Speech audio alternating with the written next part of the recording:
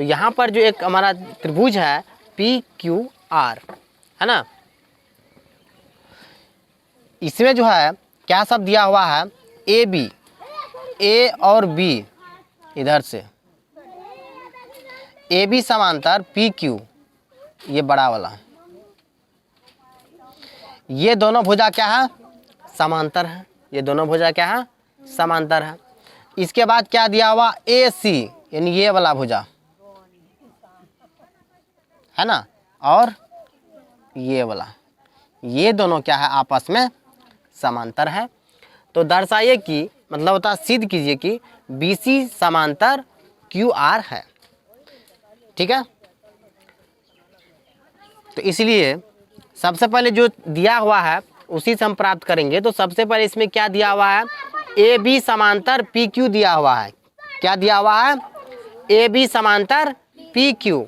तो AB समांतर PQ किस त्रिभुज में है, सबसे पहले हमें उसको देखना है।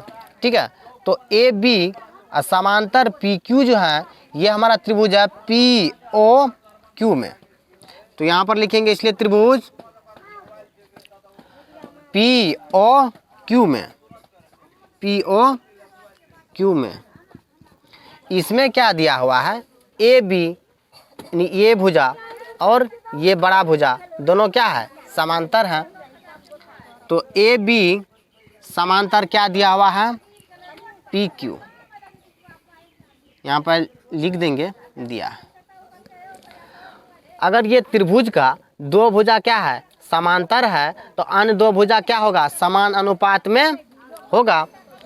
तो ये क्या होगा, तो इसको हम क्या लिख सकते हैं, OA बटे AP लिख सकते हैं कि नहीं, OA बटे AP बराबर इधर से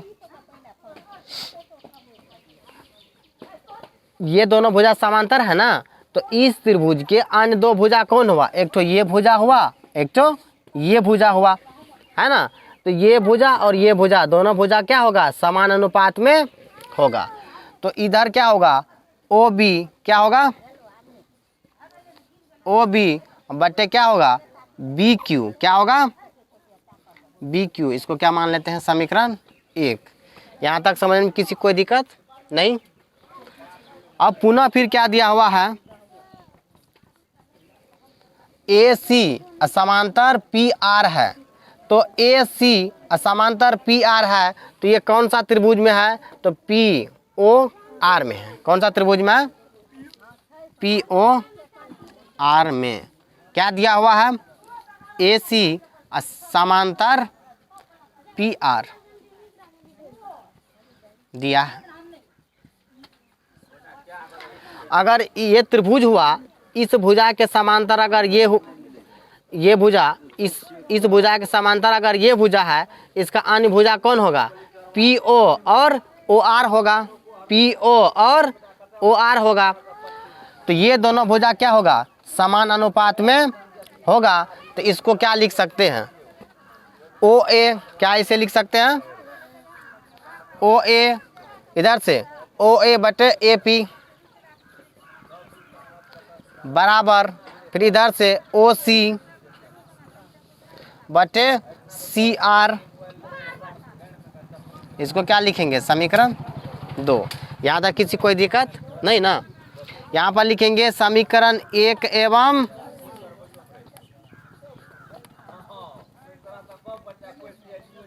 2 से। अब यहाँ पर देखने के बाद क्या पता चल रहा है कि लेफ्ट और लेफ्ट दोनों आपस में क्या है, तो राइट भी आपस में क्या होगा, बराबर होगा। तो समीकरण 1 एवं 2 से तुलना करने के बाद लेफ्ट बराबर है, तो राइट भी आपस में क्या होगा, बराबर होगा। तो यहाँ पर बराबर लिख देंगे, क्या होगा, OB बटे क्या होगा, BQ, अब बराबर क्या होगा, OC अब बटे CR, ये क्या होगा, बराबर होगा। तो यहाँ पर ध्यान से देखने के बाद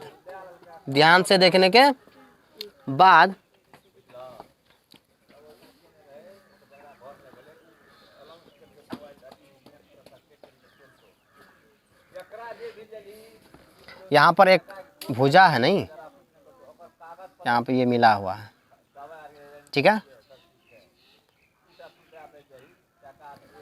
ठीक। यहाँ पर ये मिला हुआ था, ठीक है, इसके बीच में ओ है, ठीक। तो यहाँ पर देखने के बाद क्या पता चल रहा है, ओ बी, यहाँ ध्यान से देखो, ओ बी बटे बी क्यू, इधर से ओ सी बटे सी आर।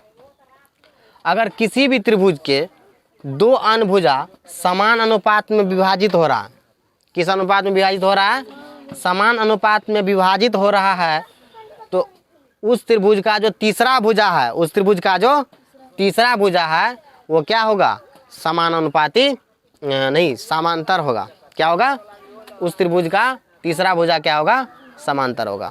ये किसके अनुसार से, 6.2 के अनुसार, यानी थेल्स प्रमेय के विलोम के अनुसार। अगर दो भुजा समान अनुपात में विभाजित हो रहा है तो समान अनुपात में जो विभाजित करने वाला भुजा है ना, तीसरी भुजा के समांतर जो भुजा है वो दो बिंदु पर क्या कर रहे हैं, प्रतिच्छेद कर रहे हैं ना। उसके प्रतिच्छेद करने से अगर दो भुजा समान अनुपात में हो जाए तो तीसरा भुजा के क्या होगा, ये भुजा समांतर होगा। तो यहाँ पर क्या देख रहे हैं, ओ बी बटे बी क्यू, ओ सी बटे सी आर, दोनों आपस में क्या है, बराबर है। तो इसीलिए कह सकते हैं, इसलिए त्रिभुज किसमें, ओ क्यू आर में, किसमें, ओ क्यू आर में, है ना, ओ क्यू आर में ओ बी बटे बी क्यू अब बराबर है ओ सी बटे सी आर, बराबर है। इसीलिए क्या होगा, बी सी समांतर क्यू आर होगा, बी सी समांतर क्यू आर, किसके अनुसार, 6.2 के अनुसार। ये क्या होगा, समांतर होगा। ये क्या करना था, प्रूव्ड करना था। कोई दिक्कत नहीं ना, ठीक है।